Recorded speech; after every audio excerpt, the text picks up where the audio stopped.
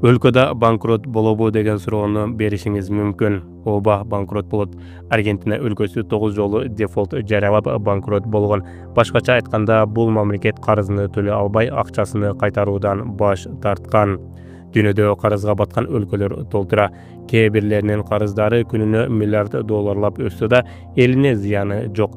Башкалардын карызы аз болсо да, акырындан өлкөнү талкалап жок кылууда. Кыргызстаныбыздын карызы акыркы жылда рекорд коюп, 8 миллиард 400 миллионго жетти. Жана бул көпчүлүктүн тынчыны алууда. Ошол себептен биз Кыргызстандын карызын дүйнөдөгү башка өлкөлөр менен салыштырып, Кыргызстандын абалы кандай экендигин айтып бергибиз келди. Анткени бүгүнкү күндө өнүккөн өлкөлөрдүн абалы биздин Кыргызстанга салыштырмалууда бир канчага начар. Алардын алдында өлкөбүз карызы жоктой эле көрүнүп калат.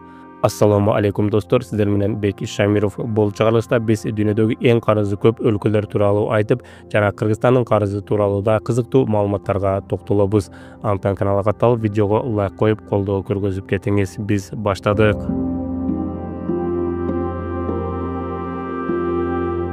Биринчи эле биз Кыргызстандын карызы тууралуу кыскача маалымат берели. Кыргызстандын мамлекеттик карызы акыркы бир жылда 33%га өсүп, Евразия экономикалык биримдигиндеги мамлекеттер арасында эң жогорку көрсөткүчкө жетти. Карыздын жалпы суммасы 8 миллиард 400 миллион долларды түзөт. Анын ичинен 5 миллиард 200 миллиону тышкы карыз, ал эми 3 миллиард 100 миллиону ички карыз болуп эсептелинет. Бирок барыбыз эле бул карыз Кыргызстанга зыяны жок, коркунучу жок деген сөздөрдү угуп эле келе жатабыз.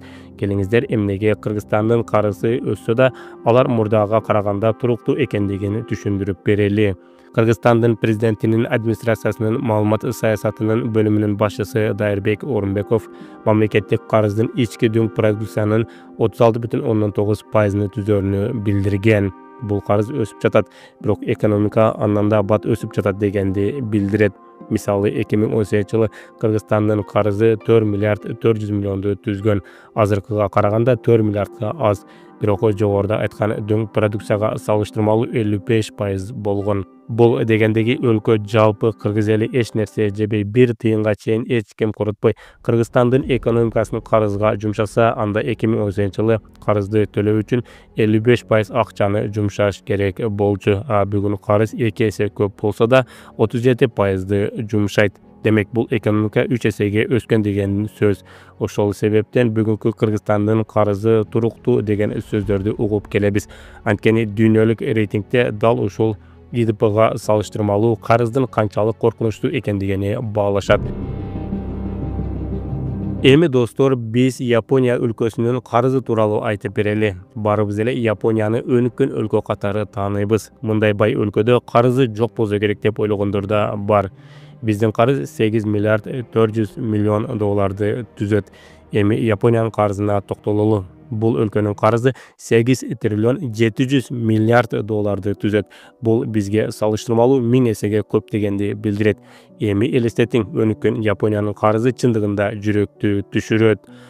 Бирок Япониянын экономикасы чоң да дегендер да бар. Ошол себептен биз жогоруда Кыргызстандын президентинин администрациясынын маалымат саясаты бөлүмүнүн башчысы Дайырбек Орунбековдун айткан сөзүнө кайра кайталы. Ал биздин карызыбыз ички дүң продукциянын 37%-ны түзөрүнү айткан, жана бул маанилүү көрсөткүч. Кыргызстанда 2018-жылы бул көрсөткүч 50%дан жогору болсо, бүгүн 37%. Ал эми Японияда бул көрсөткүч 252%ды түзөт.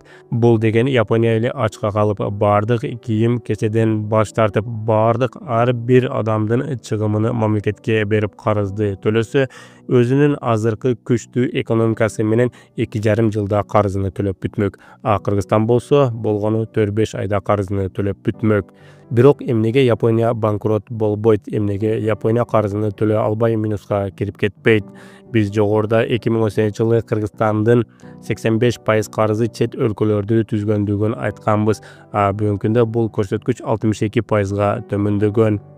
Японияда болсо, бул көрсөткүч мындан да аз, болгону 12% карызы сырткы карыздар.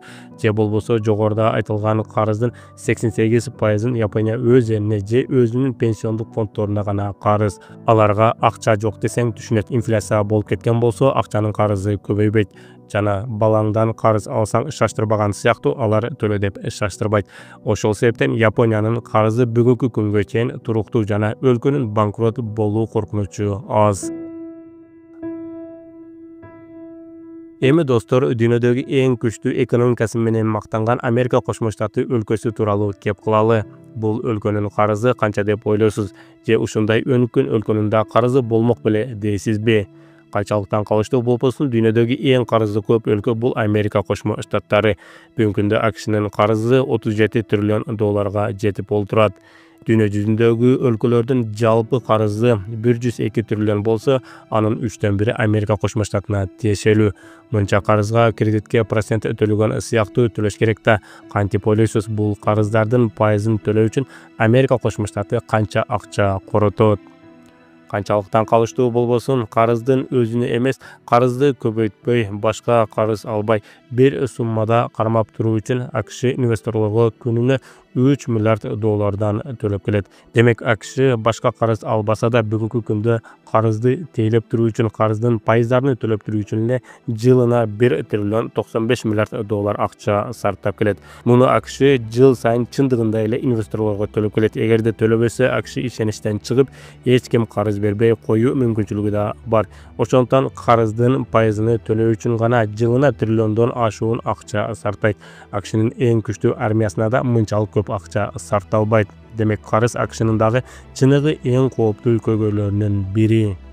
Ооба, AQShnын экономикасы чоң, бирок биздин карыз ИДПнын 37%-ны түзсө, AQShnын экономикасы күчтүү болсо да карызы андан көп жана ИДПнын пайызы 122%га жетет. Бирок AQSh дефолттон коркпойт, анткени карыздар долларда төлөнөт жана долларды өздөрү чыгарат го. Мындан сырткары AQShnын баалуу кагаздары эң ишеничтүү. Бул дүйнөдөгү акчаларды кайра эле Америка Кошмо Штатына кайтып келүүсүнө жардам берип, AQShnын өкмөтүнө инвесторлор миллиарддаган акчаларды бере берет. Демек карыз өссө да өкмөт акчасыз калбайт, экономика өсө берет, жаңы карыздар келе берет. Эми биз банкрот болгон өлкөлөр тууралуу кеп кылалы. Эгерде бир жолу банкрот болсоң, инвесторлордун ишеничинен чыгасың жана сенин өлкөңө карыз берүүнү дүйнөлүк банктар инвесторлор каалабай калышат. Дал ушундай карыздарды убагында төлөй албай, өлкөсү чоң банкрот болуп, чоң инфляцияга алып келген өлкөлөрдүн бири бул Аргентина. Аргентина бул өлкөнүн карызы 278 миллиард долларды түзөт. Анын карызы жогорку өлкөлөрдүн карызына салыштырмалуу аздай көрүнөт, бирок эң чоң көйгөй экономиканын туруксуздугу жана өлкө валютасы жылына 50% күчүнө жоготкон учурларда болгон. Бул доллар менен чет өлкөдөн алынган карызды төлөнүү чындыгында кыйын болгондугун көргөзөт. Сиздерге бир жөнөкөй мисал менен бүгүнкү күндөгү Аргентинадагы көйгөйдү түшүндүрүп берели. Мисалы, сиз бир досуңуздан $100 карыз алдыңыз. Ал досуңуз мага кийин акчаны доллар менен кайтарып бересиң деди. Сиз ал акчаны сомго котордуңуз. Өз акчаңызга сомго которгонуңузда 8,5 миң сом акча болду. Бирок өлкөдө инфляция болуп кетти. Бир жылдан кийин 8,5 миң сомду кайра досуңузга кайтарып берем дей турган болсоңуз, долларга кайрадан которо турган болсоңуз, ал болгону $50 гана болот жана анын үстүнө карыздын пайызын да төлөө керек болот. Дал ушундай көйгөйгө бүгүнкү күндө Аргентина туш болгон. Анын өзүнүн мамлекеттик акчасы күчүнө жоготкон сайын карызды төлөө кыйынга учурайт. Мунун жыйынтыгы Аргентина 9 ирет дефолт жарыялаган. 9 ирет карыздын пайызын төлөгөнгө да акча таппай калып банкрот болгон. Мисалы, AQShnын карызы триллиондоп турат. Жылына 1 триллион акчаны пайызына төлөсө да, бул AQShnын чыгымынын 2%-ын гана түзөт. Аргентинада бул көрүнүш 15%га жетет. Демек, мектепке, жолго, пенсияларга кеткен акчаларды үнөмдөп жатып, карыздын пайызын төлөө үчүн эле абдан чоң чыгымдарды кылат. Демек, экономика алсыз болсо, националдык валюта туруксуз болсо, доллар менен карыз алуу канчалык кооптуу экендигин Аргентинанын мисалында көрсөк болот. Эгерде бул карыздар Япония сыяктуу ички карыздар болгондо, националдык валютасынын курсу төмөндөп кетсе да, карыздын суммасы көбөймөк эмес. Жыйынтыгы өлкө Япония сыяктуу дефолт жарыяламак эмес. Демек, Аргентинага кредит берген банктар көп пайыздарды алып, темир шарттарды коюп, өлкөнү банкрот кылганга чейин барат. А Японияда болсо ички карыз болгондуктан пайыздары аз жана курс ойногондо карыз көбөйүп кетпейт. Демек, өлкөдө банкрот болуу коркунучу азаят. Мына барыңыздарга эле тышкы карыз менен ички карыздын айырмасы түшүнүктүү болду деген ойдобуз.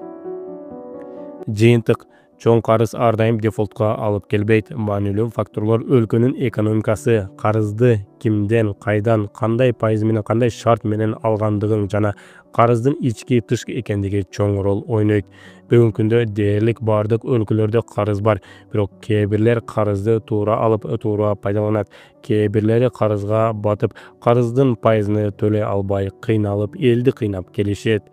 Кыргызстан кайсыл биринин катарына кирет? Азырынча өлкөбүздүн карызынын коркунучу жок. Анткени жакында эле өлкө карыз үчүн 38 миллиард сом акча сарптады. Анын 10 миллиарды пайыздарды төлөө үчүн жумшалса, калганы карызды төлөө үчүн жумшалды. Демек Кыргызстан бир эле пайызын төлөп калбастан, карыздын өзүнү төлөөгө да күчү жетүүдө. Жана карыздын өзү көбөйгөндүгү менен сырткы карыздын пайызы 85%дан 62%га түштү. Демек ички карыздар көп алынууда. Мындан сырткары ИДПдан карыздын пайызы 55%дан 37%га азайды. Бул деген карыз азайды дегенди эмес, экономика өнүгүп жатат дегенди билдирет. Достор, биздин видео соңуна чыкты. Эгерде бул чыгарылыш сизге жакса, сөзсүз бир лайк коюңуз жана каналга катталып кетүүнү унутпаңыз. Сиздер менен Бейки Шаймир болду. Кийинки видеодон көрүшкөнгө чейин аман болуңуздар. Саламатсыздарбы кыргыз элим. Менин атым Чынара. Кызым Фатима 1 жылдан бери Оле деген оору менен ооруп келет.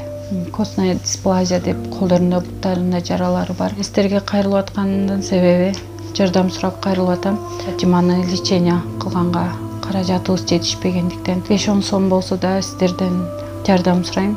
Кайдыгер карабай жардам берип коюңуздар. Фатимамдын айыгып кетишине салымыңыздарды кошуп жардамыңыздарды берип койгула. Ар бир түнү ооруган сайын жүрөгүм ооруйт. Жардам бериңиздер. Жараткан Аллахым бизге берген жардамыңыздарды миңертелеп, көп эселеп кайтарсын. Ушул кызымдын ооруганына салымыңыздарды кошуп коюңуздар. Суранам кыргыз элим.